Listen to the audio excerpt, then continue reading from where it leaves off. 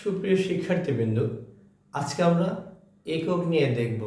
একক সাধারণত দুই প্রকারের হয়ে থাকে: মৌলিক রাশির একক এবং যৌগিক রাশির একক।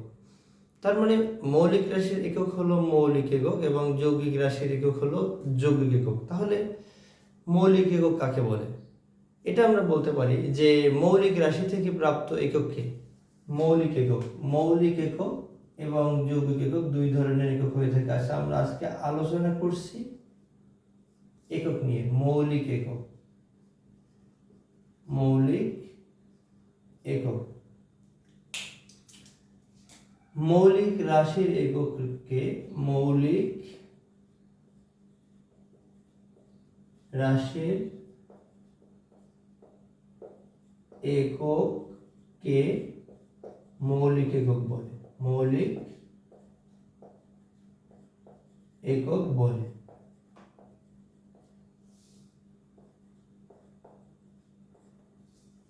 মৌলিক রাশির একককে মৌলিক একক, অর্থাৎ আমরা যতগুলো একক আছে, অর্থাৎ মৌলিক রাশি আছে, সেই রাশি কয়টার একক মনে রাখলে অন্যান্য সকল রাশির একক আমরা পাবো। অর্থাৎ সবগুলো রাশিকে, লব্ধ রাশিকে, বিশেষ করে যৌগিক বা লব্ধ রাশিকে আমরা তো মৌলিক রাশিতে কনভার্ট করে নিব।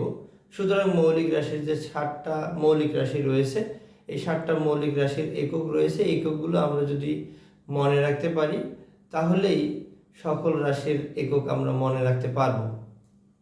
অর্থাৎ মৌলিক রাশির একককে মৌলিক একক বলে। মৌলিক একক, মৌলিক রাশি রয়েছে 7টি মৌলিক রাশির একক। মৌলিক রাশি 7টির একক। এই 7টি মৌলিক রাশির একক যদি আমরা মনে রাখতে পারি তাহলে লব্ধ রাশিগুলোর এককও মনে রাখতে পারবো। 7টি মৌলিক রাশির একক যেমন দৈর্ঘ্য, দৈর্ঘ্যের একক আমরা জানি, দৈর্ঘ্যের একক মিটার, দৈর্ঘ্যের একক মিটার। সময়ের একক, সময়ের একক সেকেন্ড।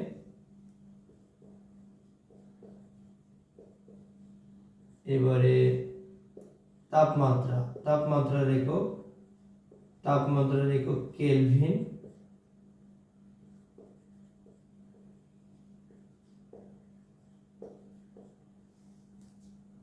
পদার্থের পরিমাণ,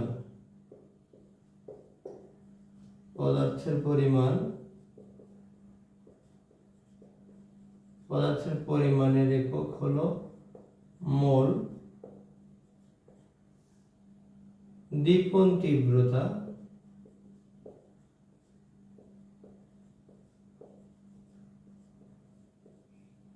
দীপন তীব্রতা হলো ক্যান্ডেলা।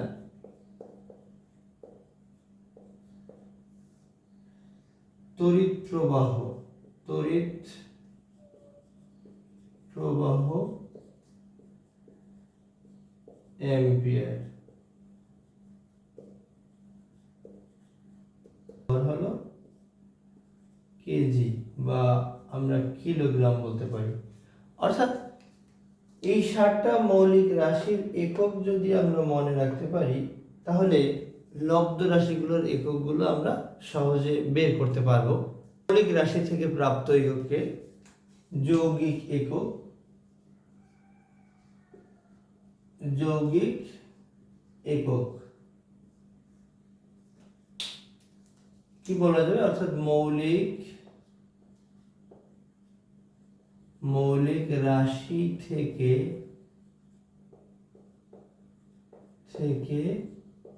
প্রাপ্ত একককে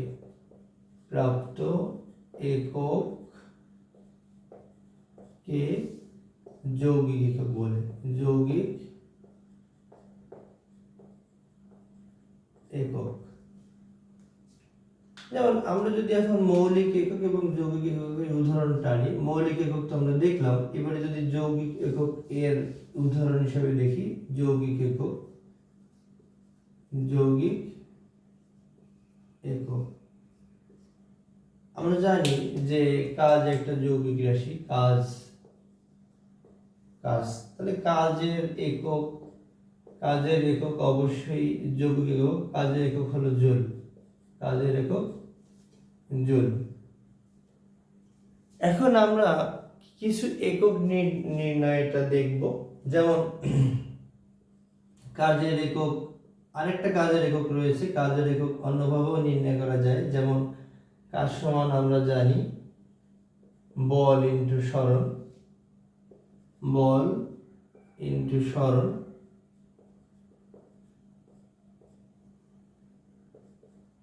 এবারে বল সমান আমরা জানি বল ইকুয়াল ভর ইন্টু ত্বরণ, ভর ইন্টু ত্বরণ। আর সরণ তো আমরা মৌলিক রাশি পেলাম। ভর মৌলিক রাশি, এটাকে আর ভাঙা যাবে না। ত্বরণ, ত্বরণ ভাঙলে আমরা পাবো বেগ ভাগ সময়, বেগ বাই সময়। আর সরণ তো আমরা মৌলিক রাশি পেলাম। বেগরে আবার যদি আমরা ভাঙি তাহলে পাবো সরণ ভাগ সময়, ভর গুণ সরণ। তাহলে দুইটা পাওয়া গেল, সরণের বর্গ ভাগ সময়েরও বর্গ। এখন ভরের একক কিন্তু কিলোগ্রাম বা কেজি। সময়ের একক যদি বলি সরণের একক, সরণ মানে দূরত্ব পরিমাপ করি, মেজারমেন্ট, দূরত্ব বলি আসলে ছোট একক হিসেবে। তার মানে এটাকে দূরত্বের একক হলো মিটার, মিটার এম বলবো তাহলে।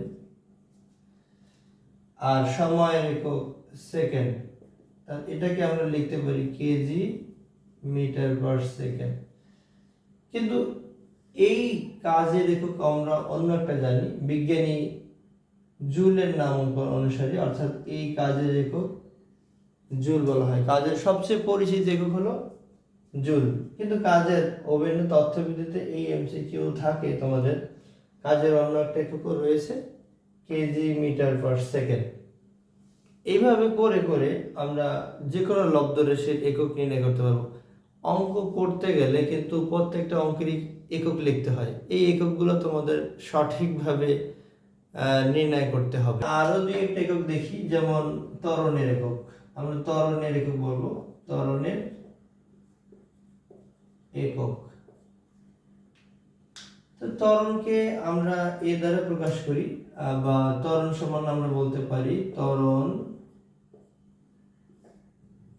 এ ইজ ইকুয়াল টু বেগ ভাগ সময়। ত্বরণ এ ইজ ইকুয়াল টু বেগ ভাগ হলো সময়। বেগকে আমরা যদি ভাঙি V is equal to S ভাগ টি, সরণ ভাগ সময়। অর্থাৎ বেগ ইজ ইকুয়াল টু হলো সরণ ভাগ সময়। বেগ হলো সরণ ভাগ সময়। অর্থাৎ সময় আমরা একটা আগেও পেয়েছি আর এখন একটা সময়, তার মানে সময়ের বর্গ। সরণ মানে মিটার আর সময় হলো সেকেন্ড, তাহলে এটাকে আমরা বলতে পারি মিটার পার সেকেন্ড স্কয়ার। তো ত্বরণের একক মিটার পার সেকেন্ড স্কয়ার। একইভাবে যদি আমরা বেগ আমরা বের করেছি, কিন্তু তারপরে যদি আমরা একটু দেখি যে বেগের একক কিভাবে বের করব। তো বেগ সমান আমরা যদি লিখি বেগ ইজ ইকুয়াল টু সরণ ভাগ সময়, কিন্তু সরণ ভাগ সময়। বেগ হচ্ছে মিটার, এই সরণ হচ্ছে মিটার, সময় সেকেন্ড, তাহলে এটাকে আমরা লিখতে পারি মিটার পার সেকেন্ড। এভাবে করে করে আমরা সব এককগুলো কিন্তু বের করতে পারবো। আন্তর্জাতিক পদ্ধতি, বিশেষ করে আমাদের দেশে এখনো সের, মন এগুলোর প্রচলন রয়েছে। এবারে আমরা কিন্তু দূরত্বের এখনো কিন্তু মাইল হিসাবে ব্যবহার করে থাকি। মাইল, দূরত্বের একক মাইলও ব্যবহার করি। এক একটা দেশে এক একটা একক ব্যবহার করার আসলে বেশ জটিলতা রয়েছে। ব্যবসা বাণিজ্যের ক্ষেত্রে সকল দেশে একটা একক প্রচলন করলে ভালো হয়। এই তাগিদে 1960 সালের দিকে সব দেশে একটা একক ব্যবহারের প্রয়োজন পড়ে। তাই সিস্টেম অফ ইউনিট বা এসআই একক প্রচলন করা হয়। এসআই এককের আগেও কিন্তু কিছু একক প্রচলন ছিল। কি কি প্রচলন ছিল? যেমন সিজিএস পদ্ধতি ছিল। সিজিএস বলতে সেন্টিমিটার গ্রাম সেকেন্ড। এফপিএস পদ্ধতি ছিল, এফপিএস ফুট পাউন্ড সেকেন্ড। এবারে এমকেএস পদ্ধতি রয়েছে। এমকেএস পদ্ধতি বলতে metre kilogram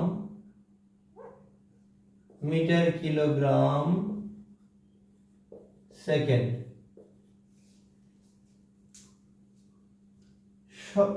metre kilogram second.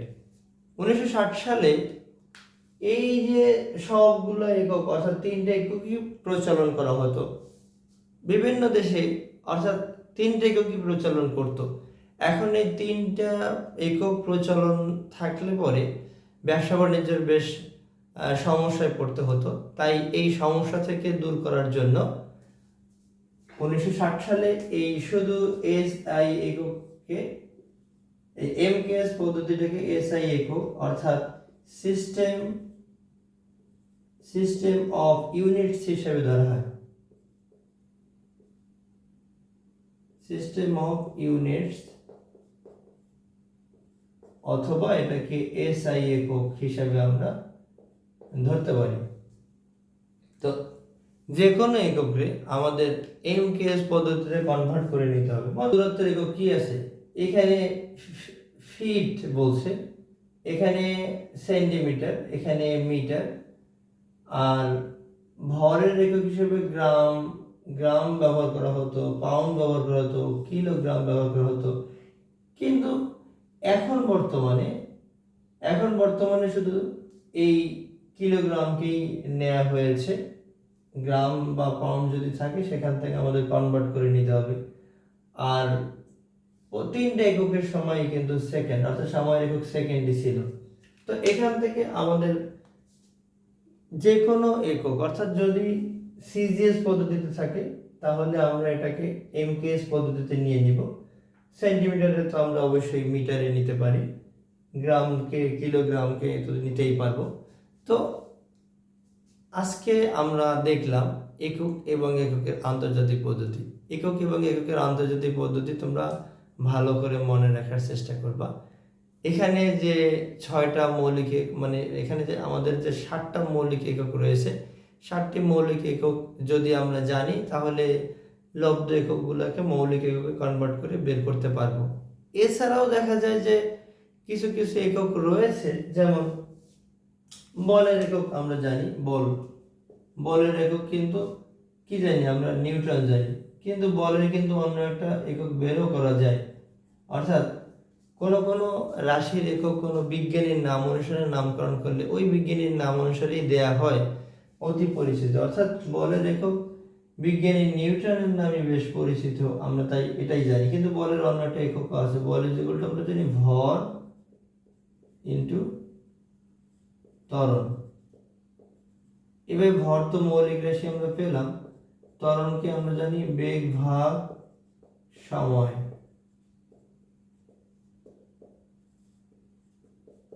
বেগ মানে সরণ ভাগ সময়, তার মানে সময় আমরা 2টা পেলাম, সময়ের বর্গ।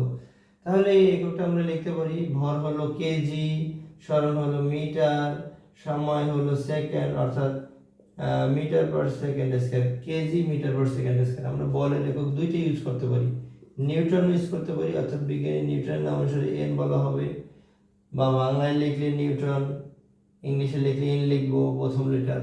এবং আমরা যদি এরকম ভাঙাই মৌলিক রাশিতে কনভার্ট করে একক লিখি তাহলেও হবে।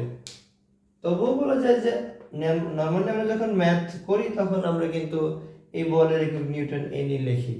এমসিকিউ সলভ করার সময় বলের একক নিউটন এবং kg metre per second square দুটাই থাকে। তো এইভাবে করে করে আমরা মৌলিক রাশির এককগুলো ব্যবহার করে লব্ধ রাশির এককগুলো বের করতে পারবো। আজকে আমরা একটা গুরুত্বপূর্ণ পাঠ দেখব, অর্থাৎ মাত্রা এবং মাত্রা সমীকরণ। আসলে প্রত্যেকটা অধ্যায় কম কম বেশি তোমরা এই মাত্রার ফেস করবে।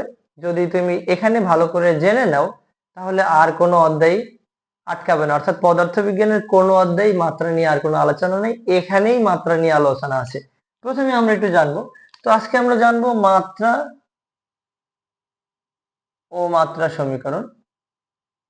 মাত্রা সমীকরণ। তো প্রথমে আমরা একটু জানি যে মাত্রাটা কি বা মাত্রা কাকে বলে। আমরা এটা জানি যে প্রত্যেকটা লব্ধ বা যৌগিক রাশিকে আমরা মৌলিক রাশিতে পরিণত করি। উপস্থিত মৌলিক রাশিগুলোর সূচককে মাত্রা বলে। কোন ভৌত রাশিতে ভৌত রাশিতে উপস্থিত মৌলিক রাশিগুলোর সূচককে মৌলিক রাশিগুলোর সূচককে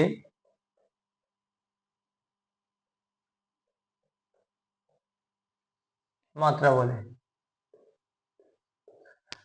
সূচক বা পাওয়ার এটা আমরা তো জানি, যেমন এ এর সূচক 2, অর্থাৎ এটাকে আমরা সূচক, পাওয়ার বা ঘাত এটা বলতে পারি। তাহলে আমরা কিছু মাত্রা দেখি। এখন এই মাত্রা নির্ণয় করার জন্য আমাদের যা করা লাগবে, মৌলিক রাশি যে 7টা রয়েছে, মৌলিক রাশির মাত্রাগুলো মুখস্থ করতে হবে। মৌলিক রাশির মাত্রাগুলো যদি তোমরা মনে রাখতে পারো তাহলে যে কোনো রাশির মাত্রা সহজেই বের করতে পারবে। আমরা যদি 7টা মৌলিক রাশির মাত্রা জানি তাহলে আমরা যে কোনো রাশির মাত্রা নির্ণয় করতে পারবো। তো প্রথমে আমরা একটু মনে রাখার চেষ্টা করব 7টা মৌলিক রাশির মাত্রা। দেখি এই একাত্রে যদি 7টা মৌলিক রাশির মাত্রা এবং একক জানি তাহলে ভালোই হয়। এটা হলো রাশি, এখানে আমরা একক বলবো, আর এখানে আমরা মাত্রা। তো প্রথমে যদি বলি দৈর্ঘ্যের একক হলো মিটার। দৈর্ঘ্যের একক আমরা জানি যে দৈর্ঘ্যের একক মিটার এবং মাত্রা হলো লেন্থ। এবার সময়ের একক আমরা জানি সেকেন্ড, মাত্রা হলো সেকেন্ড, সময়কে আমরা টাইম বলি টি। এবারে ভরের একক ভর একক হিসাবে আমরা জানি কেজি বা কিলোগ্রাম, এটাকে আমরা ম্যাস বলি এম।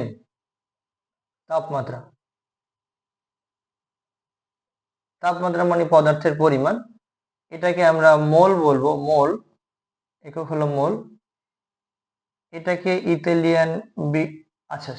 এখানে তাপমাত্রা হলো কেলভিন, তাপমাত্রার একক হলো কেলভিন। এটাকে Greek letter small letter theta দ্বারা প্রকাশ করা হয়। তাপমাত্রা পদার্থের পরিমাণ, পদার্থের পরিমাণ হলো মোল। অ্যাভোগাড্রোর সংখ্যা দ্বারা প্রকাশ করা হয়, এটাকে এন যার মাত্রা। দীপন তীব্রতা মানে ক্যান্ডেলা মানে এটাকে মাত্রা হিসেবে আমরা জে। এবারে দৈর্ঘ্য, ভর, সময়, তাপমাত্রা, পদার্থের পরিমাণ, দীপন তীব্রতা, তড়িৎ প্রবাহ হলো অ্যাম্পিয়ার। আমরা বলি ইলেকট্রিসিটি মানে আই দ্বারা প্রকাশ করবে এটাকে, ইলেকট্রিক কারেন্ট আই। অর্থাৎ তোমরা যদি এই 7টা মৌলিক রাশির মাত্রা এবং একক একাত্রে মনে রাখতে পারো তাহলে যে কোনো রাশির মাত্রা এবং একক বের করতে পারবা। তো আমরা কিছু রাশির মাত্রা বের করি দেখি বা বের করব। প্রথমে যদি আমরা কাজের মাত্রাটা বের করি, কাজ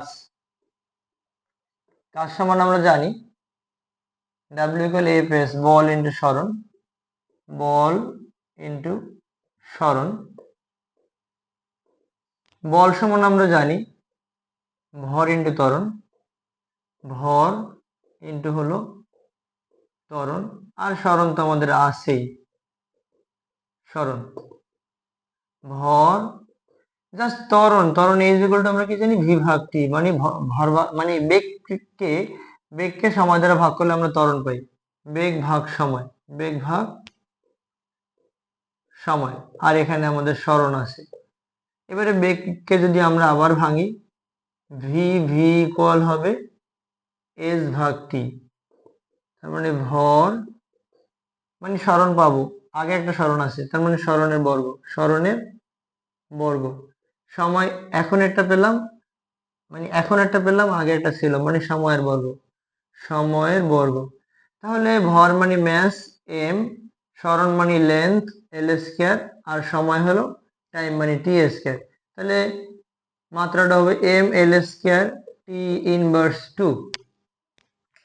এভাবে আমরা আসলে মাত্রা বের করতে পারবো।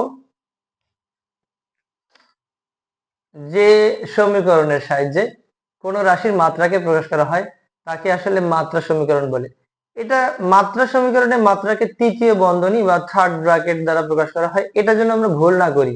যদি মাত্রা সমীকরণ বলে অবশ্যই তৃতীয় বন্ধনী যুক্ত জিনিসটাকে আমরা টিক মার্কস দিব। মাত্রা সমীকরণ বা মাত্রা থেকে কোনো না কোনো এমসিকিউ আসবে, অবশ্যই আসবে, আসে, রেগুলার আসতেছে। তো মাত্রা সমীকরণ হলো মাত্রা সমীকরণ।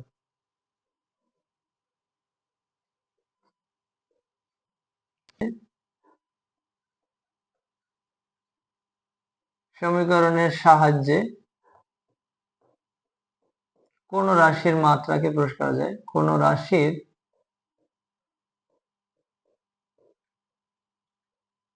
মাত্রাকে প্রকাশ করা হয়, প্রকাশ করা হয় তাকে মাত্রা সমীকরণ বলে। মাত্রা সমীকরণ অর্থাৎ যে সমীকরণের সাহায্যে কোন রাশির মাত্রাকে প্রকাশ করা যায় তাকে মাত্রা সমীকরণ বলে। মাত্রা সমীকরণে মাত্রাকে তৃতীয় বন্ধনী বা থার্ড ব্র্যাকেট দিয়ে প্রকাশ করা হয়। আমরা কাজের মাত্রা বের করলাম, কাজের মাত্রা যদি মাত্রা সমীকরণের সাহায্যে প্রকাশ করি, কাজকে ওয়ার্ক বলা হয় W, এবং কাজের মাত্রা আমরা একটু আগেই বের করলাম m(l²) t−2। এবারে আমরা বেগের মাত্রা বের করলাম, v ভেলোসিটি বেগ, v = l t−1 মাত্রা সমীকরণের মাধ্যমে প্রকাশ করলাম। এবারে যদি ত্বরণকে এক্সিলারেটর a এর মাত্রা যদি বলি l t−2, অর্থাৎ মাত্রা সমীকরণে মাত্রাকে তৃতীয় বন্ধনী দ্বারা প্রকাশ করতে হবে। এখন আমাদের জাস্ট পদার্থবিজ্ঞানের অনেক সমীকরণ আছে, যে কোনো সমীকরণের শুদ্ধতা যাচাই করতে পারি মাত্রা সমীকরণের সাহায্যে। আমরা এখন একটু দেখব যে মাত্রার সাহায্যে মাত্রা সমীকরণও করতে পারি, বা মাত্রার সাহায্যে সমীকরণের শুদ্ধতা যাচাই, অর্থাৎ সমীকরণের বাম পক্ষ সমান ডান পক্ষ হবে কিনা। এখন আমাদের গতির অনেকগুলো সমীকরণ রয়েছে, v = u + at, এটা। এখন এই সমীকরণের বাম পাশে রয়েছে একটা পদ, ডান পাশে রয়েছে দুইটা পদ। তো আমরা যদি বাম পক্ষ লিখি, বাম পক্ষ v মানে v, বাম পক্ষ হলো v = হলো বেগ এক্স্যাক্টলি। এখন যদি বলি বেগের মাত্রা আমরা যেহেতু এখানে বের করেছি বেগের মাত্রা, আর যদি এইখানেই বের না করি, নতুন করে যদি তোমাদের করতে বলে তোমরা এক্স্যাক্টলি বেগের মাত্রা পুরোটা বের করে দিবে। বেগ মানে সরণ ভাগ সময়, বেগ মানে সরণ ভাগ সময়, তার মানে l t−1। তাহলে সমীকরণের বাম পক্ষ v = হলো বেগের মাত্রা l t−1। ডান পক্ষে দুটি পদ রয়েছে, ডান পক্ষ দুটা পদই বের করতে হবে। u = বেগ, তার মানে এই বেগের মাত্রা আর বের করতে হবে না, এটা হলো এল টি ইনভার্স অন। এবারে এ মানে হলো ত্বরণ, এ ত্বরণের মাত্রা,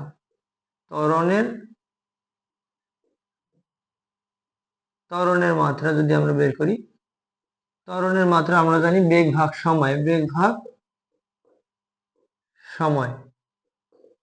বেগের মাত্রা আমরা জানি এল টি ইনভার্স অন, আর সময় মানে টি, তাহলে এটা এল টি ইনভার্স 2 হলো। তো ফাইনালি এ টি এর মাত্রা যদি বলি তাহলে কি হবে, এল টি ইনভার্স 2, নিচে এর নিচে একটা টি ভাগাকারে আছে, মানে একটা টি গুণ আকারে আছে, সময় মাত্রা তো টি, তার মানে এল টি ইনভার্স অন। এই সমীকরণের বাম পক্ষের মাত্রা হলো এল টি ইনভার্স অন, এবং ডান পাশে দুইটা পদ, এটার মাত্রা, একটার মাত্রা হচ্ছে এল টি ইনভার্স 2 এবং এটার মাত্রাও হলো এল টি ইনভার্স। ডান পাশে দুইটা পদ আদি বেগ, এর মাত্রা হলো এল টি ইনভার্স অন, এবং এ টি আরেকটা পদ, এর মাত্রা হলো এল টি ইনভার্স অন। বাম পক্ষের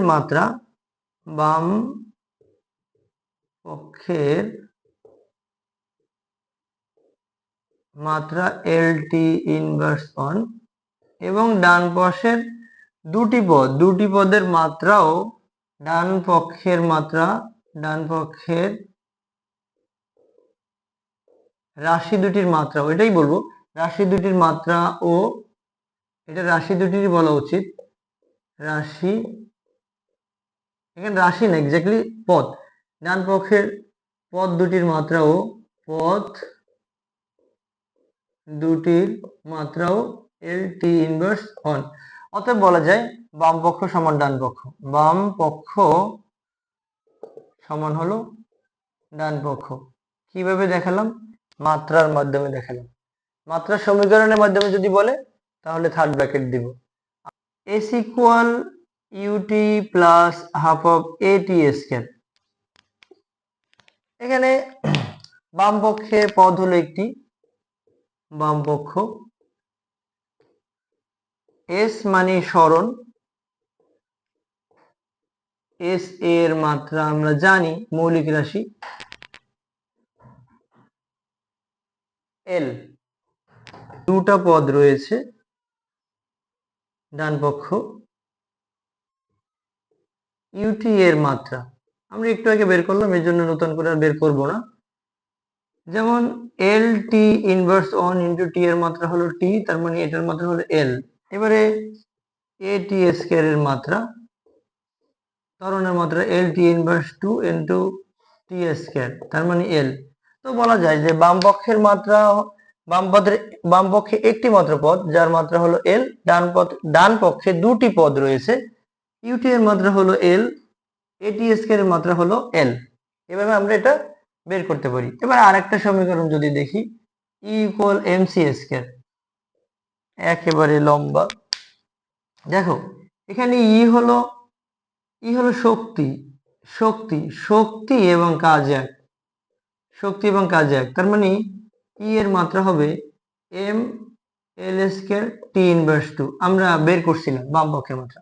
এবারে এইখানে এম সি স্কয়ার এর মাত্রা যদি বলি, এম হলো ম্যাস, অর্থাৎ এখানে নিউক্লিয়াসের হারানো বল, এম এর মাত্রা হলো এম, এবং সি মানে বেগের বর্গ, বেগের মাত্রা হলো L T inverse on whole square, তার মানে কি হবে M L square T inverse 2।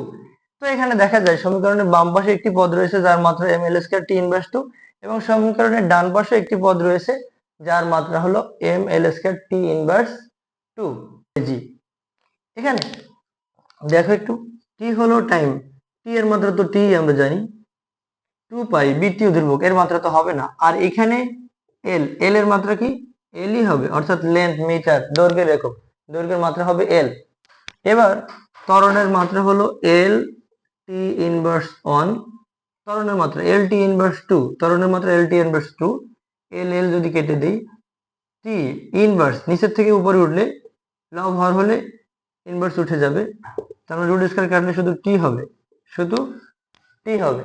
তাহলে দেখা যায় যে মাত্রার মাধ্যমে যে কোনো সমীকরণের শুদ্ধতা যাচাই করতে পারি। এভাবে তোমরা যদি মাত্রা এবং মাত্রা বিশ্লেষণের মাধ্যমে সমীকরণের শুদ্ধতা যাচাই করো, তাহলে এখান থেকে যে কোনো এমসিকিউ দিতে পারবে। এবং এই মাত্রা বিশ্লেষণের মাধ্যমে সমীকরণের শুদ্ধতা যাচাই অনেক সময় 2 নাম্বার 3 নাম্বারেও থাকে। তো এটা তোমরা যদি ভালোভাবে বিশ্লেষণ করো বা নির্ণয় করতে শিখে নাও, তাহলে সবাই ভালো নাম্বার পাবে আশা করি। প্রিয় শিক্ষার্থী বন্ধুরা, আলোচনা করছি এককের উপসর্গ বা গুণিতক নিয়ে। এটাকে এককের গুণিতক বা উপগুণিতক এটা হিসাবেও আমরা জানি, অথবা কোন একটি সংখ্যাকে কিভাবে বৈজ্ঞানিক পদ্ধতিতে প্রকাশ করা যায় সেটাও আমরা বলতে পারি। অর্থাৎ গুরুত্বপূর্ণ একটা ক্লাস। এই প্রথম অধ্যায় ভৌত রাশি এবং পরিমাপ এই অধ্যায় থেকে বৈজ্ঞানিক প্রতিক্রিয়া কিভাবে প্রকাশ করা যায় সেটা আমরা একটু দেখব, অথবা এটাকে আমরা বৈজ্ঞানিক পদ্ধতিও বলতে পারি। তো আমরা দৈনন্দিন জীবনে অনেক বড় বড় জিনিসের দূরত্ব মাপতে হয় আমাদের। যেমন তোমাদের পদার্থবিজ্ঞান বইয়ে দেয়া আছে নিকটতম, অর্থাৎ একটা গ্যালাক্সির দূরত্ব। গ্যালাক্সির দূরত্ব রয়েছে 6 × 10⁻24। গ্যালাক্সির দূরত্ব 6 × 10⁻24 মিটার। এই এত বড় একটা সংখ্যা, এটা আমরা মনে রাখার জন্য আমাদের অনেকটাই কষ্টকর। যদি আমরা এই সাইন্টিফিক পদ্ধতি অথবা উপসর্গকে প্রকাশ না করতাম, তাহলে এটা এমন হতো 6 এর পরে 24টা শূন্য হতো। তার মানে এটা আমাদের জন্য অনেক কষ্টসাধ্য ব্যাপার হতো। এবারে যেমন আমরা যদি পৃথিবী থেকে সূর্যের দূরত্ব নিই, পৃথিবী থেকে সূর্যের দূরত্ব হলো 15 কোটি কিলোমিটার দূরে। তো 15 কোটি কিলোমিটার, এটাকে যদি আমরা 15 এর পরে 60টা শূন্য দিয়ে লিখি, এটার চেয়ে যদি আমরা এরকম করে লিখতে পারি, এটা অনেকটা ভালো দেখায় এবং সহজে আমরা মনে রাখতে পারি। তো আমরা আজকে মূলত এইরকম পার্টগুলোই দেখব। এটা তো আমরা দেখলাম এটা অনেক বড় সংখ্যা, এটাও অনেক বড় সংখ্যা। এবারে আমরা কিন্তু নিউক্লিয়াসের ব্যাসার্ধ অনেক ছোট ছোট মানও হিসাব করে থাকি। 1/1 পরে যদি আমরা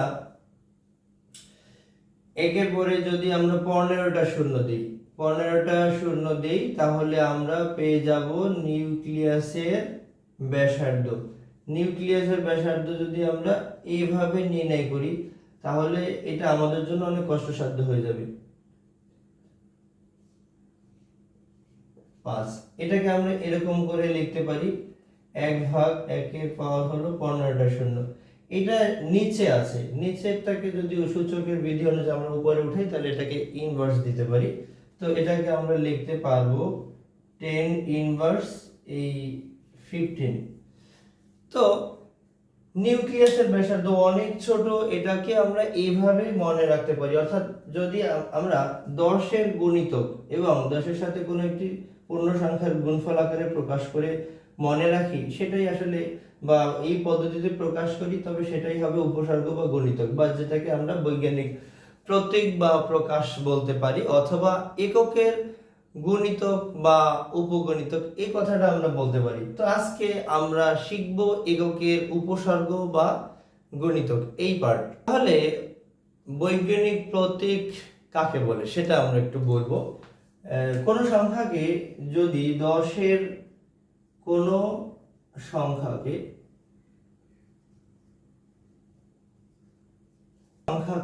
10 এর ঘাত, আমরা ঘাত বা সূচক বা পাওয়ার বলতে পারি, ঘাত এবং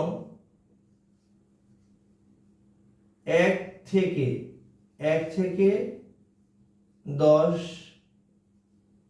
এর মধ্যে, তাহলে আমি কিন্তু বলছি 1 থেকে, মানে 1 আছে, 10 এর মধ্যে মানে 10 হবে না, 1 থেকে 10 এর মধ্যে অপর কোন সংখ্যার গুণফল আকারে প্রকাশ করাকে অপর কোন সংখ্যার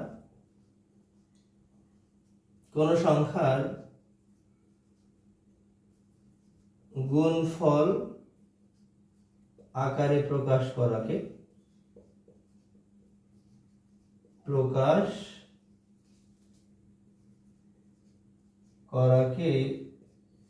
এককের উপসর্গ বা গুণিতক অথবা বৈজ্ঞানিক প্রকাশ,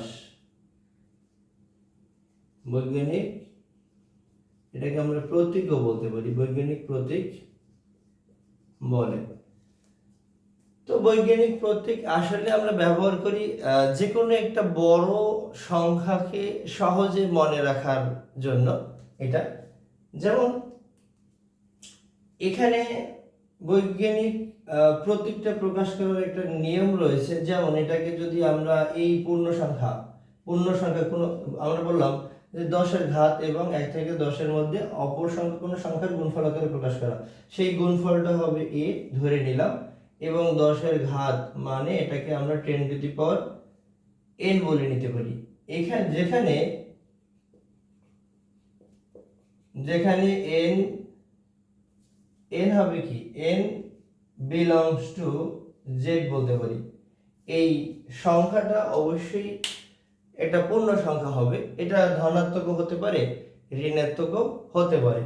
এবং এর উপর একটা কন্ডিশন দেয়া হলো, এর রেফারেন্স ভ্যালু হবে 1-এর সমান বা তার থেকে বড় কিন্তু 10-এর চেয়ে ছোট। মাঝে মাঝে আমাদের এমনও দেখা যায় যে সাইন্টিফিক পদ্ধতিতে আমরা যখন নিয়ে থাকি তখন দেখা যায় 2 অঙ্কের পরে দশমিক হয়, মাঝে মাঝে 3 অঙ্কের পরেও দশমিক হয়। আমরা যারা প্রপারলি সাইন্টিফিক পদ্ধতিতে নিতে পারি তারা কিন্তু এটা ধরতে পারি বা পরবর্তীতে আমরা নিজেরা করে দিতে পারি। আমরা সাইন্টিফিক পদ্ধতিতে কিভাবে প্রকাশ করা হয় এমন কিছু দেখি। যেমন আমার কাছে 2 4 5 6 9 8 2 7 মানে আমি ইচ্ছা মতন একটা সংখ্যা লিখলাম। যা বলছিলাম যে আমাদের এইরকম করে একটা সংখ্যা আমরা প্রকাশ করতে চাই তাহলে, এবং এই এর যে একটা রেফারেন্স ভ্যালু দিয়েছি, এর রেফারেন্স ভ্যালুটা অবশ্যই অনের সমান বা তার থেকে বড়, কিন্তু 10-এর চেয়ে ছোট মানে নয়। তার মানে এখানে এর ভ্যালুটা হতে পারে, এর ভ্যালু হতে পারে 1 থেকে শুরু করে 9 পর্যন্ত, এর চেয়ে কম বা বেশি হওয়া উচিত না। তাহলে আমরা অবশ্যই এখানে যেটা করব, এখানে এই জাস্ট বাম দিক থেকে 2-এর পরে আমরা দশমিক দিতে চাই। 2-এর পরে যদি দশমিক দেই তার মানে দেখব এখানে কয় অঙ্ক বিশিষ্ট হলো, 2 4 6 8, 2-এর পরে সামনে আমাদের 8টা অঙ্ক রয়েছে। তার মানে এই সংখ্যাটাকে যদি, মানে এটা একটা পূর্ণ সংখ্যা, এটার লব আছে এবং হর আছে, যদি আমরা লবের সাথে 1-এর পরে 8টা শূন্য দিয়ে গুণ করি এবং হরকে যদি আমি 1-এর পরে 8টা শূন্য দ্বারা ভাগ করি তাহলে এই ভগ্নাংশের কোনো পরিবর্তন হবে না, অর্থাৎ ভগ্নাংশটি অপরিবর্তনীয় থাকবে। এটা আমরা করতে পারি। আচ্ছা, এখন আমরা যেটা করব, এই উপরে যে 1-এর পরে 8টা শূন্য নিলাম এটাকে আমরা সূচক বা পাওয়ার আকারে লিখব, আবার এবং নিচে যে সেম 1-এর পরে 8টা শূন্য নিলাম এটা দিয়ে আমরা এই আমাদের এই প্রদত্ত সংখ্যাটাকে ভাগ করব। ভাগ করলে যেটা হবে, যতগুলো শূন্য আছে ডান দিক থেকে অত ঘর বাদ যাবে। যদি ডান দিক থেকে অতগুলো ঘর বাদ দেই বা এতগুলো সংখ্যা এক্স্যাক্টলি এতগুলো অঙ্ক বাদ দেওয়ার পরে দশমিক দেবো, তাহলে 2.4 হবে। এখন আমার কাছে অনেকগুলোই অঙ্ক রয়েছে, আমি আসলে দশমিকের পরে কয় অঙ্ক বিশিষ্ট নিব? যদি আমি 2 অঙ্ক বিশিষ্ট নেই তাহলে দেখব তৃতীয় স্থানীয় অঙ্কটা কি 4-এর বেশি, 4-এর বেশি হলে 1 যোগ করে দেব। তার মানে এটাকে আমরা লিখতে পারি, যদি আমি তৃতীয় অঙ্ক বিশিষ্ট নেই তাহলে চতুর্থ অঙ্কটা দেখব বা চতুর্থ স্থানীয় অঙ্ক দেখব, এটা কি 4-এর চেয়ে বেশি কিনা। যদি 4-এর চেয়ে বেশি হয় তবে তার সাথে তার পূর্বেরটার সাথে এক্স্যাক্টলি 1 যোগ করব। তার মানে এটাকে আমরা লিখতে পারি 7 লিখতে পারি, 2.457 এটা লিখতে পারবো। এবং এটাকে আমরা সূচক আকারে লিখব। কয়টা শূন্য আছে? 1-এর পরে আসলে এটা 8টা শূন্য আছে, অর্থাৎ এই এত বড় একটা সংখ্যাকে আমরা এত সহজে প্রকাশ করতে পারলাম এবং সহজে মনেও রাখতে পারি। এগুলো আমরা একেবারে গুরুত্বপূর্ণভাবে বা একেবারে সহজে আমরা বের করতে পারবো, এবং যে কোনো সংখ্যাকে আমরা যেন সাইন্টিফিক পদ্ধতিতে বা বৈজ্ঞানিক পদ্ধতি প্রকাশ করতে পারি। আমরা আরো দুই একটা এই বৈজ্ঞানিক পদ্ধতিতে প্রকাশ দেখি, যে আমরা ক্যালকুলেটর তো করতেই পারবো। তোমাদের ক্যালকুলেটরের যে আমরা যে অঙ্কটা করি, যে কোনো একটা অঙ্ক করি, তারপরে আমরা রেজাল্ট যদি নেই, অনেক সময় ক্যালকুলেটরে সাইন্টিফিক পদ্ধতিতে দেই, না অনেক সময় ক্যালকুলেটরে সাইন্টিফিক পদ্ধতিতে রেজাল্টটা কিন্তু দেয়। যদি না দেয় তাহলে আমরা ইএনজি এই অপশনটা যদি ক্লিক করি তাহলে কিন্তু সাইন্টিফিক পদ্ধতি বা এককের উপসর্গ আকারে প্রকাশ করে দেয়। তো তারপর আমরা কিন্তু হাতে কলমে করতে পারি। এখানে যদি আমি আর একটা সংখ্যা দেখি, ইচ্ছা মতন আমরা একটা সংখ্যা লিখলাম, এটাকে সাইন্টিফিক পদ্ধতিতে করতে চাই, ঠিক একইভাবে বাম দিক থেকে এক ঘর পর দশমিক দিতে চাই, তার মানে ডান দিক থেকে আমরা বাকি ঘরগুলো ছেড়ে দেব। ছেড়ে দেবো মানে কি, অর্থাৎ একের পরে অতগুলো শূন্য দিয়ে যদি ভাগ করি তাহলে ওইটাই তো ছেড়ে দিতে পারি। 2 4 6 8, এটাও সেম 8 হলো, তার মানে আমি এটাকে আরেকটু বাড়াই, 2 4, তার মানে 10। এটার একটা লব আছে, এটার লব কত, এই পুরো সংখ্যাটা, এবং হর কত 1, তার মানে এটা একটা ভগ্নাংশ যদি মনে করি, এই ভগ্নাংশের যদি আমরা লবকে একের পরে 10টা শূন্য দিয়ে গুণ করি, একের পরে 10টা শূন্য দিয়ে গুণ করি, 2 4 6 8 10, এবং একইভাবে হরকে যদি একের পরে 10টা শূন্য দিয়ে গুণ করি তাহলে এই ভগ্নাংশের কোনো মানের পরিবর্তন হবে না। আমরা এই জিনিসটাকে, এটাকে আমরা সূচক বা পাওয়ার আকারে লিখব এবং এটা দিয়ে ভাগ করব, অর্থাৎ এখানে 10টা শূন্য রয়েছে, ডান দিক থেকে আমরা গুণে গুণে 10টা ঘর পরে দশমিক দেব, তাহলে এটা কত হলো 7.9। একইভাবে আমি যদি 2 অঙ্ক বিশিষ্ট নেই, দশমিকের পরে যদি 2 ঘর নেই তাহলে দেখব তৃতীয়টা কত অঙ্ক, তৃতীয় স্থানীয় অঙ্কটা কি 4 এর চেয়ে বেশি কিনা, এটা কিন্তু 7, মানে 4 এর চেয়ে বেশি। 4 এর চেয়ে বেশি হলে তার আগেরটা 1 যোগ করব, তার মানে 7.97 ইন্টু 10 হবে, 10 আমরা কি করলাম, এটা দিয়ে ভাগ করব, অলওয়েজ এটা দিয়ে ভাগ করব, আর এটাকে সূচক বা পাওয়ার আকারে লিখব। এখানে কয়টা শূন্য আছে, 10টা শূন্য আছে, অর্থাৎ 10, অর্থাৎ এই জায়গা দিয়ে বোঝানো হলো যে এই একের পরে 10টা শূন্য আছে, এইটা দিয়ে এটা বোঝানো হয়। তো আমার মনে হয় তোমরা ক্যালকুলেটর ছাড়া যে কোনো বড় একটা সংখ্যাকে বৈজ্ঞানিক পদ্ধতিতে প্রকাশ করতে পারবে।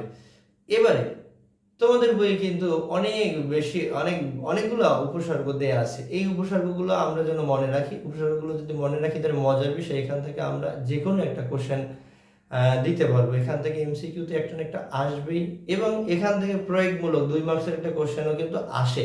দেখবো আমরা কিভাবে এটা একটা সহজ টেকনিকে মনে রাখতে পারি। তোমরা কিন্তু ছোটবেলা এগুলোকে বিভিন্নভাবে রপ্ত করছো, টিচাররা বলেছে যে এভাবে কিলাইয়া হাঁকাইয়া ডাকাত মারিলে দেশে শান্তি মিলিবে, তুমি কিভাবে মনে রাখ, ডেকামিটার, হেক্টোমিটার, কিলোমিটার, আবার ডেসিমিটার, সেন্টিমিটার, মিলিমিটার, এরকমই তো আমরা মনে রাখছি। তো এখন এর সাথে এই কয়টা তো আমরা জানি, এর সাথে আরো কিছু উপসর্গ আমরা যোগ করে মনে রাখার চেষ্টা করব। যদি এটাকে একটা চার্টের মাধ্যমে এক জায়গায় আমরা মনে রাখি তাহলে আমরা এটা যে এখান থেকে যে কোনো কোশ্চেনের উত্তর আমরা দিতে পারি। এবারে আমরা একটু দেখি আসলে এককের উপসর্গগুলো কিভাবে আমরা, যদি আমরা এখানে একদম মাস বরাবর এখানে আমরা মিটার লিখলাম, মিটার, ডান দিকে আমরা লিখব ছোট উপসর্গগুলো। আমরা ছোট উপসর্গগুলো যদি ডান দিকে লিখি, যেমন এদিকে আমরা লিখতে চাই এটাকে decimetre, centimetre, millimetre, micrometre, micro, nano, pico, femto, atto. এবারে বাম দিকের যদি উপসর্গগুলো আমরা লিখি তাহলে হবে decametre, hectometre, kilometre, megametre, এবারে গিগা, টেরা, পেটা, এক্সা। এই একটা চার্টের মাধ্যমে আমরা উপসর্গগুলো মনে রাখার চেষ্টা করব। এখন যদি আমরা ডান দিকে যাই, আমরা জানি তো এই ডান দিকে যদি আমরা যাই তাহলে জাস্ট এই মিটার থেকে যদি আমরা ডান দিকে যাই তাহলে 10 প্রত্যেকটা ঘরের জন্য 10 দ্বারা ভাগ করতে করতে যাব। আর যদি বাম দিকে যাই, এই মিটার থেকে যদি শুধু বাম দিকে যাই তাহলে আমরা প্রত্যেকটা ঘরের জন্য কিন্তু 10 দ্বারা গুণ করতে করতে যাব। এবং আমরা এটাও মনে রাখবো যে এই যে উপসর্গগুলো কিলোমিটারের পরবর্তী উপসর্গগুলো সাধারণত ক্যাপিটাল লেটারের অক্ষর দিয়ে প্রকাশ করা হয়। এই চার্টের ভিতরে আমরা দেখব যে কিলোমিটারের চেয়ে বড় উপসর্গগুলোকে সাধারণত কিলোমিটারের চেয়ে বড়, অর্থাৎ এটো থেকে শুরু করে একেবারেই কিলোমিটার পর্যন্ত এই উপসর্গগুলো আমরা ছোট হাতের অক্ষর দিয়ে বা লেটার দিয়ে প্রকাশ করব। এর পরবর্তীতে মেগা, গিগা, টেরা, পেটা যে এক্সা রয়েছে এগুলোকে সাধারণত বড় হাতের অক্ষর দিয়ে প্রকাশ করতে হয়। তো আমরা যদি একটু লিখি যে কোনটাকে কিভাবে প্রকাশ করে, মিটার, তো আমরা ডেকামিটারে আমরা সাধারণত ডি এ দ্বারা প্রকাশ করতে পারি, হেক্টো দিয়ে এইচ এ দিয়ে প্রকাশ করতে পারি, কিলোমিটারে কে দ্বারা প্রকাশ করতে পারি, এবং মেগা মানে এম দ্বারা প্রকাশ করতে পারি, গিগা মানে জি দ্বারা প্রকাশ করতে পারি, টেরাকে টি দ্বারা প্রকাশ করতে পারি, পেটাকে পি, ক্যাপিটাল লেটারের পি অবশ্যই, আর এক্সাকে ই দ্বারা প্রকাশ করতে পারি, এবং ডেসিকে আমরা ডি দ্বারা প্রকাশ করতে পারি, সেন্টিকে সি দ্বারা প্রকাশ করতে পারি, মিলিকে আমরা এম দ্বারা প্রকাশ করতে পারি। অবশ্যই সবগুলো স্মল লেটারে হবে।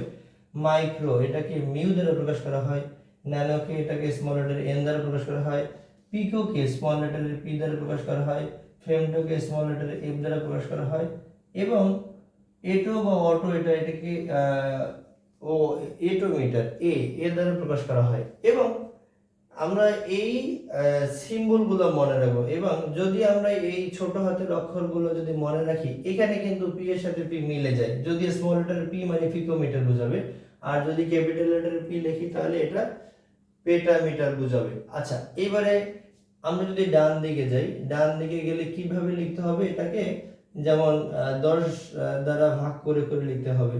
তাহলে এটা প্রথম ঘরের জন্য 10 ইনভার্স অন হবে। কিভাবে? অর্থাৎ আমরা যদি 1 রে 10 দ্বারা ভাগ করি, 10 মানে কয়টা শূন্য আছে? একটা শূন্য, 10 এর পাওয়ার অন, তার মানে এটাকে আমরা 10 ইনভার্স উপরে, অর্থাৎ লবকে যদি আমরা হল করি তাহলে এটা ইনভার্স হবে, অর্থাৎ 10 ইনভার্স অন হবে। আমরা যদি মিটার থেকে ডেসিমিটারে যাই তখন কিন্তু একটা 10 দ্বারা ভাগ করব, 10 দ্বারা ভাগ মানে 10 ইনভার্স অন। যদি সেন্টিমিটারে যাই তাহলে 100 দ্বারা ভাগ করব, 10 ইনভার্স 2। যদি মিলিমিটারে যাই তাহলে 1000 দিয়ে ভাগ করব। এবারে মিলিমিটারের পরবর্তী উপসর্গগুলো আমরা প্রত্যেকটা 1000 দিয়ে ভাগ করে করে যাব। তাই 1000 দিয়ে যদি ভাগ করি তাহলে এখানে 10 ইনভার্স 6 হবে, এটা 10 ইনভার্স 9 হবে, এটা 10 ইনভার্স 10 হবে, এটা এটা 10 ইনভার্স, এইটা 9, 9 আর 3 12, 10 ইনভার্স 12 হবে, এটা 10 ইনভার্স 15 হবে, এটা 10 ইনভার্স 18 হবে। এবারে যদি আমরা মিটার থেকে ঠিক বাম দিকে যাই, আমরা প্রত্যেকটা ঘরের জন্য 10 গুণ করে যাব।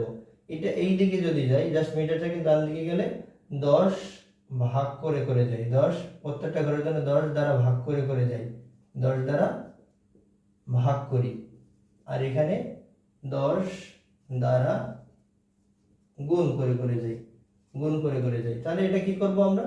এখানে 10 এর পাওয়ার অন লিখতে পারি বা শুধু 10 লিখতে পারি, এখানে 10 স্কয়ার লিখতে পারি, এখানে 10 কিউব লিখতে পারি, এইখানে লিখতে পারি 10 টু দি পাওয়ার। কিলোমিটারের পরবর্তী উপসর্গগুলো আমরা কিলোমিটারকে কিন্তু স্মল লেটারে প্রকাশ করব, কিলোমিটারের পরবর্তী উপসর্গগুলো এক্স্যাক্টলি ক্যাপিটাল লেটার দ্বারা প্রকাশ করতে হবে।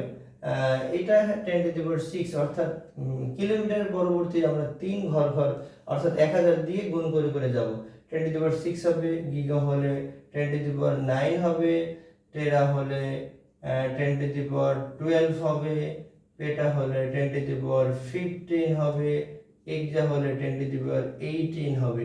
এই চার্ট যদি আমরা মুখস্থ করতে পারি তাহলে এখান থেকে অবশ্যই যে কোনো রাশিতে কনভার্ট করতে পারবো, যে কোনো এককের উপসর্গে কনভার্ট করতে পারবো, এবং একটা এমসিকিউ তো দিতে পারবোই।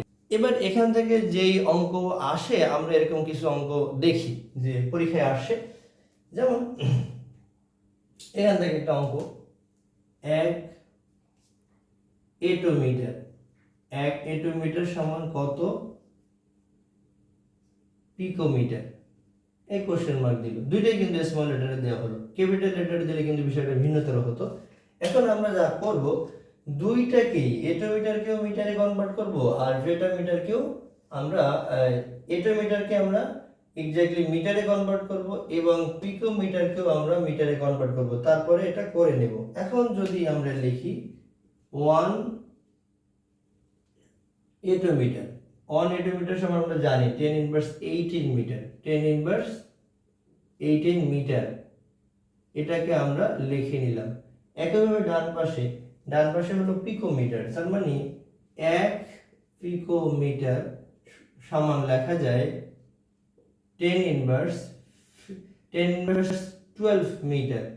এখন আমরা তাহলে কি করব, জাস্ট আমাদের যেহেতু এখানে পিকোমিটারে নিতে হবে, তার মানে এই শেষের লাইনটাকে যদি আমরা একটু ঘুরাই লিখি, 10 ইনভার্স 12 মিটার সমান হলো 1 পিকোমিটার, 10 ইনভার্স 12 মিটার সমান হলো 1 পিকোমিটার। তাহলে 1 হলে 1 মিটার সমান এটা ভাগ হয়ে যাবে, 1 ভাগ 10 ইনভার্স 12 পিকোমিটার,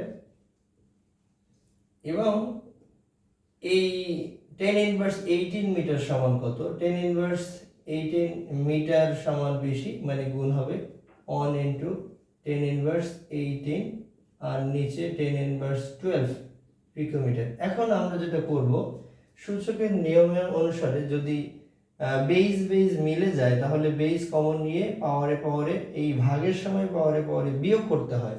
তাহলে এটা কি লিখব, 10 ইনভার্স 18 মাইনাস, আর এখানে একটা মাইনাস আছে, মাইনাস 12, তো সর্বসকলে লেখা যায় 10 ইনভার্স 18 প্লাস 12, তার মানে কত হলো 10 ইনভার্স 6 মিটার। অর্থাৎ আমরা কিন্তু এভাবে সহজেই কনভার্ট করতে পারি। যদি আরো দুই একটা এই কনভার্ট দেখি যে কিভাবে নেওয়া যায়, আমরা যদি এখানে 1 টেরামিটার বা এইভাবেও লিখতে পারি যে 5 টেরামিটার সমান কত ন্যানোমিটার, ন্যানোমিটার বলতে আমরা বাংলায় লিখতে পারি অথবা এনএম এটা লিখতে পারি। তো আমরা এখন দেখব এখানে 1 টেরামিটার সমান কত। 1 টেরামিটার সমান আমরা জানি, দেখো চার্ট থেকে দেখে নাও, 1 টেরামিটার সমান হলো 10 to the power 12 metre, 10 to the power 12 metre. তাহলে 5 টেরামিটার তো অনেক বেশি, তার মানে 5 দ্বারা গুণ করতে হবে, 5 into 10 to the power 12 metre. এই আমরা 5 টেরামিটারকে মিটারে কনভার্ট করলাম, জাস্ট এখন ন্যানোমিটার, 1 ন্যানোমিটার মানে এখানে লিখতে পারি 1 ন্যানোমিটার সমান 10 ইনভার্স 9 মিটার। আমাদের এই যে কনভার্ট করা হয়ে গেল, এখন আমরা একটু ঐকিক নিয়মের মতন করে দিতে পারি। এখন আমরা এটাকে জাস্ট এটাকে ন্যানোমিটারকে এই জাস্ট শেষের লাইনটাকে যদি লিখি 10 ইনভার্স 9 মিটার সমান হলো 1 ন্যানোমিটার, তাহলে এক হলে আমরা এটাকে ভাগ করে দেব, ভাগ করে দিলে কি হবে 1/10 ইনভার্স 9। একইভাবে যদি আমরা এটাকে এখানে আমরা 5 টেরামিটার থেকে আমরা এটা পেলাম, তাই 5 into 10 to the power 12 metre সমান বেশি হবে, তাহলে 5 into 10 to the power 12 by হলো 10 ইনভার্স 9। এখন যদি এটাকে আমরা করে দেই কেমন হবে, যে এখানে 5 তো লবেই আছে এবং এখানে 10 আর এই 10 থেকে একটা 10 কমন নেবে, 10 আর এখানে হলো 12 প্লাস 9, প্লাস কেমনে হলো, অর্থাৎ এখানে একটা মাইনাস তো হবেই, সূত্রের মাইনাস, আর এইখানে এটা সূচক হলো মাইনাস, তাহলে 5 into 10 to the power 12 plus 9 অর্থাৎ 5 ইন্টু 10⁻21। এভাবে আমরা কিন্তু কনভার্ট করতে পারবো। আরো দুই একটা যদি আমরা দেখি, আচ্ছা এইভাবে আমরা যদি দেখি 1 মিলিসেকেন্ড 1 ন্যানোসেকেন্ড অপেক্ষা কত গুণ, এরকম কিছু 1 মিলিসেকেন্ড 1 ন্যানো সেকেন্ড অপেক্ষা কত গুণ বড়, এটাও বলতে পারি কত গুণ, এটা এতটুকু হলেও হইলো।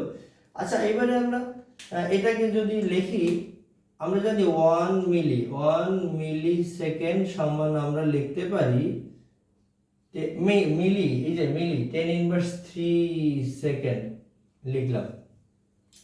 তারপরে 1 ন্যানোসেকেন্ড সমান আমরা লিখতে পারি 10⁻৯ সেকেন্ড। তো আমরা এই ন্যানো সেকেন্ডের দিকে নেব, এটাকেও একই ভাবে আমরা করতে পারি। তাহলে 10⁻৯ সেকেন্ড সমান হলো 1 ন্যানোসেকেন্ড, তার মানে 1 সেকেন্ড সমান হবে 1/10⁻৯ ন্যানোসেকেন্ড।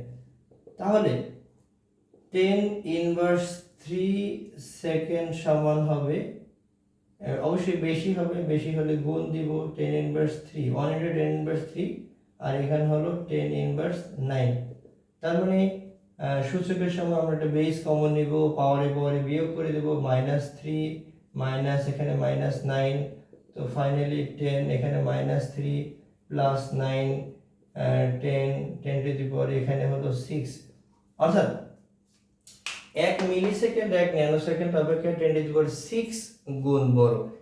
আমার মনে হয় তোমরা যদি এই চার্ট মনে রাখো বা এই কনভার্ট করার পদ্ধতিটা একটু যদি শিখে নাও, তাহলে এখান থেকে যে কোনো উপসর্গের গণিতকে তুমি প্রকাশ করতে পারবে। ধন্যবাদ সকলকে। প্রিয় শিক্ষার্থী বন্ধুরা, আজকে মৌলিক রাশিগুলো নিয়ে আমরা আলোচনা করব। অর্থাৎ এককের আন্তর্জাতিক পদ্ধতি প্রতিষ্ঠিত হওয়ার পরে বিভিন্ন সময়ে এই মৌলিক এককগুলো সংজ্ঞায়িত করা হলো।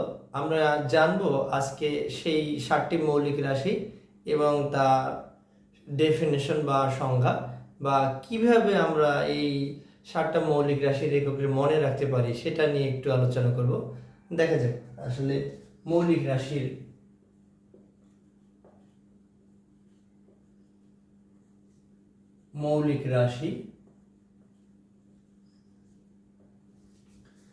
আমরা জানি বিজ্ঞানীরা মাপঝোঁকের জন্য 7টা মৌলিক রাশি ব্যবহার করেছেন। 7টা মৌলিক রাশির মধ্যে রয়েছে দৈর্ঘ্য, ভর, সময়, তাপমাত্রা, পদার্থের পরিমাণ, দীপন তীব্রতা ও তড়িৎ প্রবাহ। তো প্রথমে আমরা দৈর্ঘ্যের একক হলো মিটার, এই মিটার সম্বন্ধে জানতে চাই। মিটার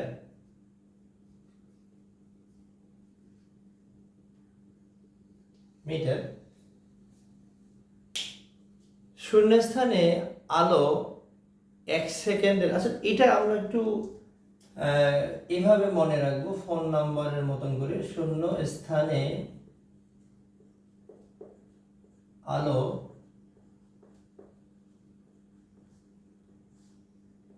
1/299, একদম মোবাইল নাম্বারের মতো মনে রাখার চেষ্টা করবো, 792458 সেকেন্ডে যে দূরত্ব অতিক্রম করে,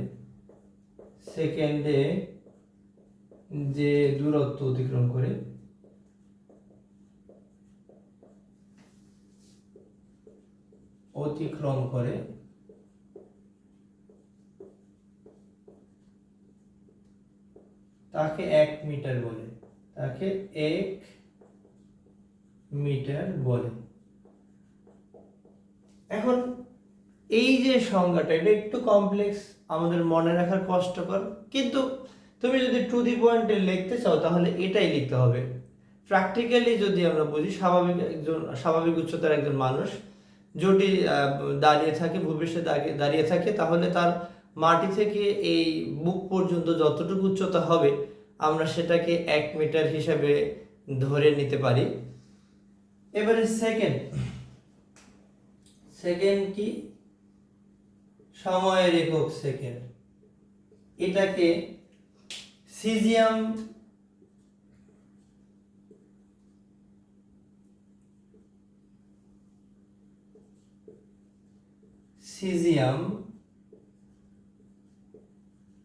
যার পারমাণবিক সংখ্যা 133 পরমাণুর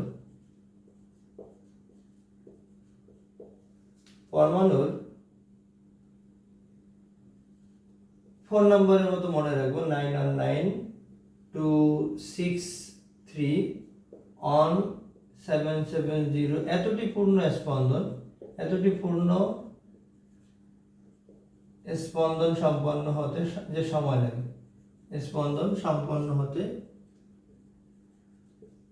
সম্পন্ন হতে যে সময় লাগে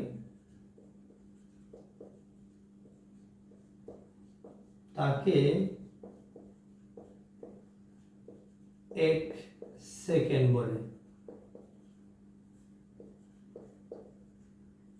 এবারে আসলে 1 সেকেন্ড এই সমপরিমাণ সময়টা কতটুকু হতে পারে? যেমন আমরা যদি বলি 1001 বলতে আমাদের যতটুকু সময় লাগে সেটা এক্স্যাক্টলি 1 সেকেন্ডের সমান। তো আমরা এটা মনে রাখার চেষ্টা করব। সিজিএম 133 পরমাণুর, যেমন এটাকে আমরা এরকম করে লিখতে পারি সিজিএম যার পারমাণবিক সংখ্যা হলো 133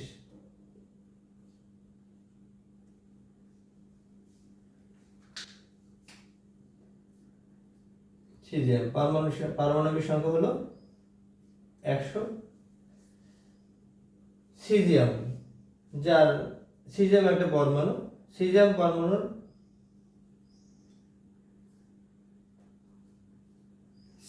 পরমাণুর ভর সংখ্যা হলো 133। এই মৌলটার অর্থাৎ প্রতি সেকেন্ডে এতগুলো পূর্ণ স্পন্দন আমরা আসলে এইরকম যদি এখান থেকে এখানে আসবে সেকেন্ডে এতবার, একেবারেই শুনলে কেমন জানি মনে হয়। যাক, এটা আমরা সংক্ষেপে এরকমও মনে রাখতে পারি। প্র্যাকটিক্যাল যদি 1001 বলতে যতটুকু সময় লাগে সেটাকে আমরা 1 সেকেন্ড হিসেবে ধরে নিতে পারি। আর যদি তোমরা টু দি পয়েন্টে লিখতে চাও বইয়ের ভাষায়, তাহলে এটাই লিখতে হবে। এবারে আসো, এবারে আমরা মিটার সেকেন্ড কিলোগ্রামের সংজ্ঞাটা যদি দিতে চাই,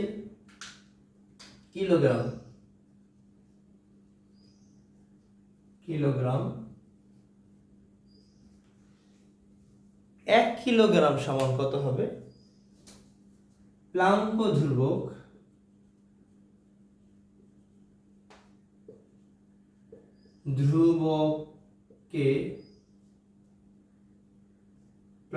ধ্রুবককে যদি 6.02140715 into 10 to the power 34 metre square per second দ্বারা ভাগ করলে যে ভর পাওয়া যায়,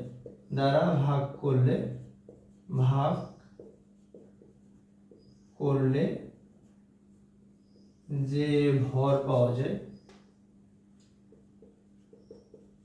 ভর পাওয়া যায়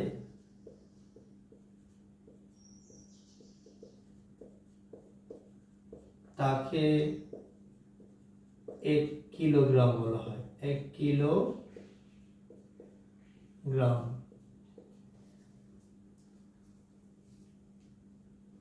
কিলোগ্রাম বলে। এখন প্র্যাকটিক্যালি 1 কিলোগ্রাম এর সমপরিমাণ পদার্থ কতটুকু হতে পারে? অর্থাৎ আমরা বাজারে যে পেপসি ফান্টা এটা কিনতে পাই, এটার 1 লিটারের বোতলে যতটুকু পরিমাণে পানি ধরে সেটাকে 1 কিলোগ্রামের সমান পরিমাণে ধরা হয়েছে। অথবা একটা 4 গ্লাসে যতটুকু পরিমাণে পানি ধরে সেটাকেও আমরা প্র্যাকটিক্যালি কাছাকাছি 1 কিলোগ্রাম ধরতে পারি। এবারে এমনও আছে যে এই কিলোগ্রামটাকে এমনভাবেও বিজ্ঞানীরা একবার সংজ্ঞায়িত করেছেন।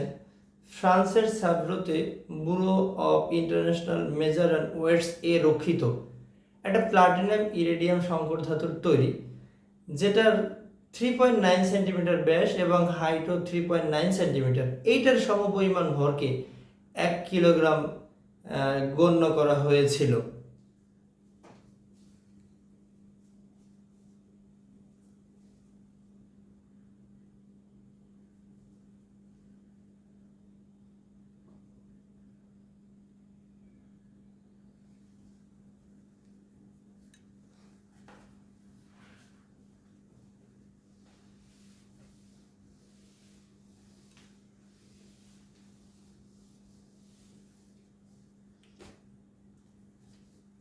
এবার আমরা দেখি যে অ্যাম্পিয়ারের সংজ্ঞাটা, অর্থাৎ তড়িৎ প্রবাহের একক হলো অ্যাম্পিয়ার। অ্যাম্পিয়ার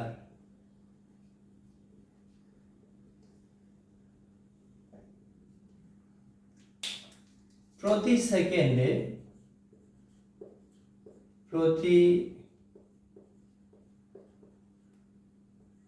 সেকেন্ডে 1 ভাগ 1.6021763634 ইন্টু 10⁻19 ইলেকট্রনের সমপরিমাণ চার্জ প্রবাহিত হলে ইলেকট্রনের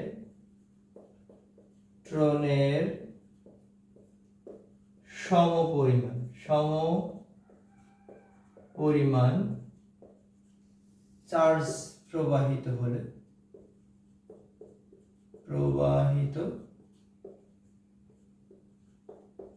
হলে তাকে 1 এম্পিয়ার বলা হয়। 1 এম্পিয়ার বলা হয়। এখন এই সংজ্ঞাটা আমাদের কাছে একটু জটিল মনে হতে পারে। আমরা প্র্যাকটিক্যালি যদি নেই, যেমন এটা 1 এম্পিয়ার কতটুকু পরিমাণে বিদ্যুৎ হতে পারে। যদি আমরা 3টা মোবাইল যদি চার্জ করি, তাহলে পরিপূর্ণ চার্জ হতে যতটুকু পরিমাণে বিদ্যুৎ খরচ হবে, তার সমপরিমাণ চার্জকে আমরা 1 এম্পিয়ার ধরে নিতে পারি।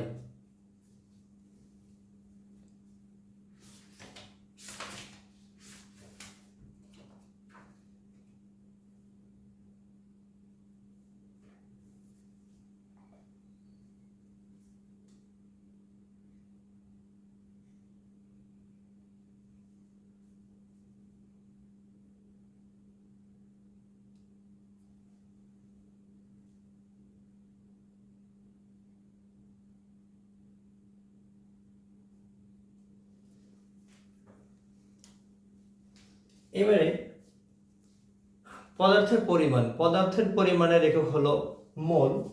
দেখব আমরা মোলের সংজ্ঞাটা কিভাবে দেয়া যায়। মোল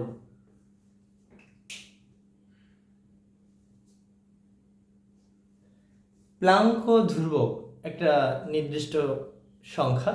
প্লাঙ্ক ধ্রুবক রে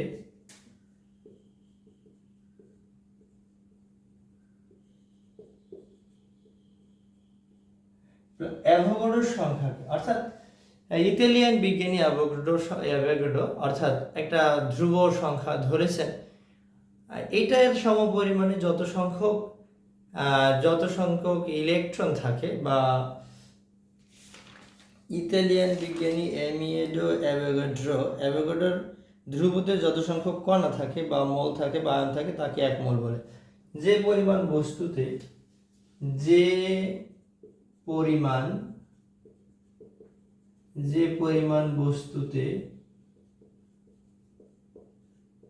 পরিমাণ বস্তুতে 6.026 into 10⁻23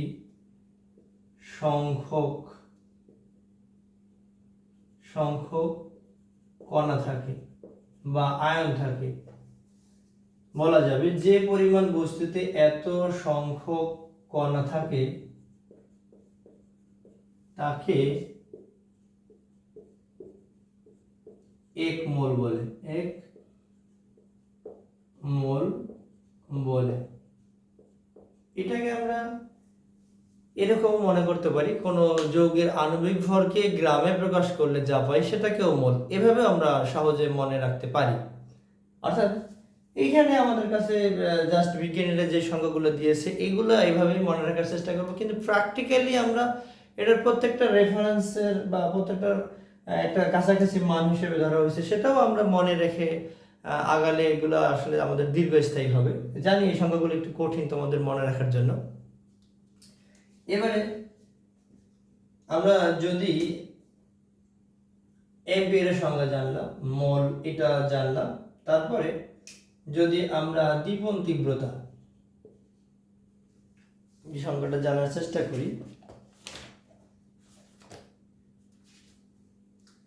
এবারে আমরা দেখব কেলভিন।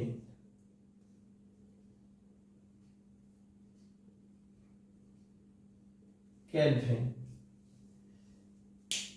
আগের বইয়ে এইভাবে দেয়া হয়েছে যে পানির তৌধবিন্দুর তাপমাত্রার 1/273.16 ভাগকে 1 কেলভিন ধরা হয়, অর্থাৎ যে তাপমাত্রায় বরফ, পানি, জলীয় বাষ্প একই জায়গায় অবস্থান করে এরকম একটা তাপমাত্রা। যেমন এমন তাপমাত্রা কোথায় পাওয়া যাবে? ফ্রিজে আসলে পাওয়া যায়।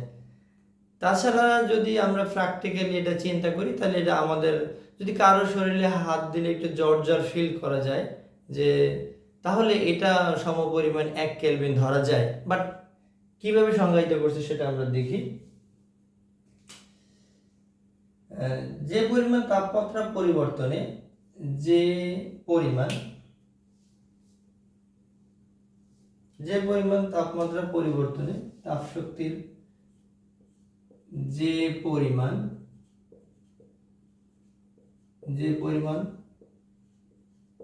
তাপমাত্রার পরিবর্তনে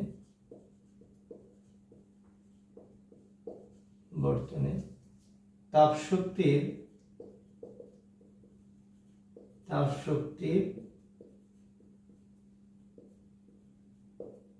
1.380, একদম মোবাইল নাম্বারের মতো মনে রাখলে আমার কাছে মনে হয় ইজি হয়।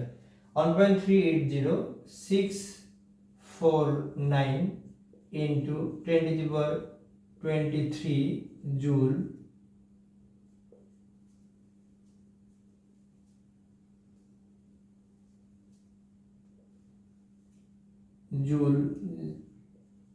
জুল পরিবর্তনে যে পরিমাণ তাপমাত্রা পরিবর্তনে তাপশক্তির এত জুল পরিবর্তন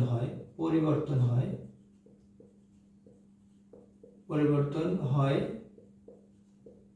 তাকে 1 কেলভিন বলে।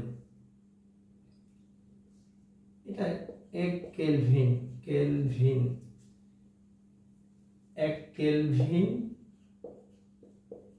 বলে।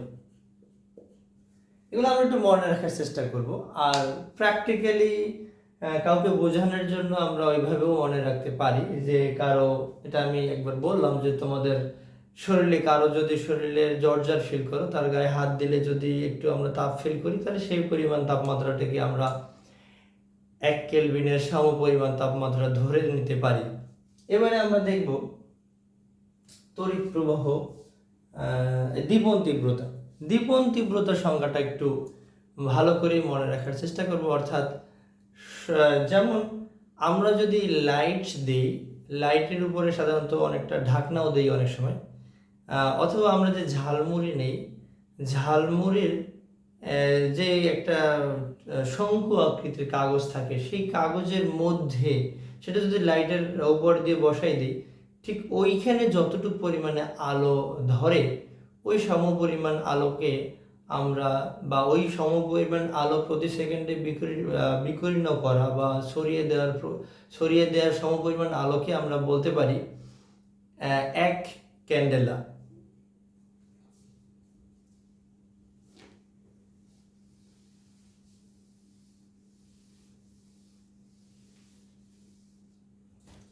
তো ক্যান্ডেলার সংজ্ঞাটা যদি আমরা দিতে চাই, দীপন তীব্রতা মানে ক্যান্ডেলা, ক্যান্ডেলা প্রতি সেকেন্ডে, এটা তোমাদের মনে রাখার জন্য একটু কষ্টকর হবে, প্রতি সেকেন্ডে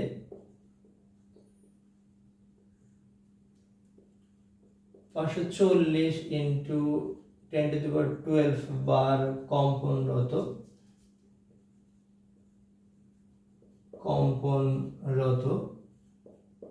অর্থাৎ প্রতি সেকেন্ডে 540 ইন্টু 10⁻12 বার কম্পনরত আলোক উৎস যেখান থেকে আলো উৎপন্ন করে এক স্টেরেডিয়ান, ঘন কোণের একক, এক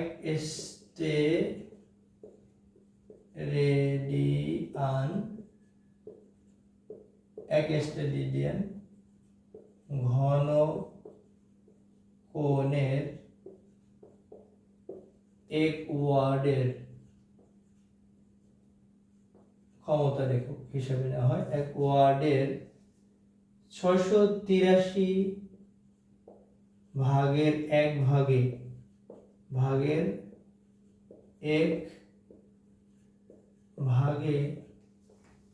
যে পরিমাণ তীব্রতা পৌঁছায়, যে পরিমাণ বিকিরণ তীব্রতা বলতে পারি, বিকিরণ মানে ছড়িয়ে দেওয়া, বিকিরণ তীব্রতা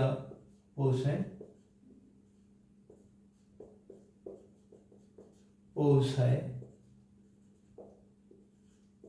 তা বা তাকে এক ক্যান্ডেলা বলে,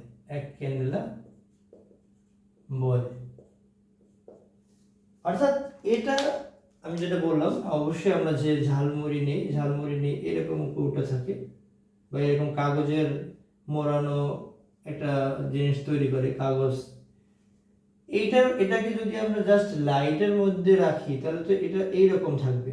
এরকম যদি থাকে, ভেতরে লাইট থাকবে, সেটা আলো দিলে এই অংশটা জুড়ে যতটুকু পরিমাণে প্রতি সেকেন্ডে যতটুকু পরিমাণে আলো বিকিরণ করবে, ওই সমপরিমাণ আলোকে আমরা এক ক্যান্ডেলা হিসেবে ধরে নিতে পারি। এই সংজ্ঞাগুলো অর্থাৎ একটু কঠিন হলেও তোমরা যদি একটু সিস্টেমেটিক্যালি মনে রাখার চেষ্টা করো তাহলে তোমরা পদার্থবিজ্ঞানে ইনশাল্লাহ আরো অনেক ভালো করবে। এবারে আমরা যদি মৌলিক রাশিগুলোর এই এককগুলোকে একটা চার্টের মাধ্যমে জানতে চাই, তাহলে